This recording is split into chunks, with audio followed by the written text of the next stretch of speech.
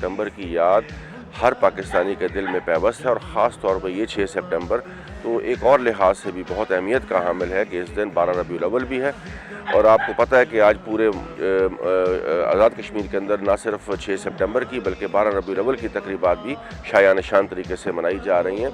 ये इस बात की गमाज़ी करता है कि आज ना सिर्फ 12 रबीउल अव्वल मेरे नबी पाक सल्लल्लाहु अलैहि वसल्लम की वलादत का दिन है और ये दिन हमारे लिए ईद से ज़्यादा खुशियों वाला दिन है। और इस दिन आप सल्लल्लाहु अलैहि वसल्लम इस कायनात के अंदर तशरीफ़ लाए और आपकी जो शफ़ाअत उससे हम सब बहरामंद हो रहे हैं।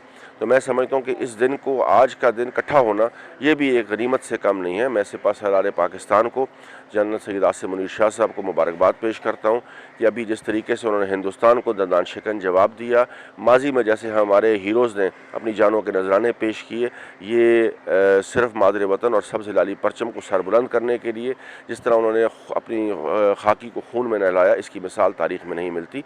आज का दिन पूरी कौम को मुबारक हो।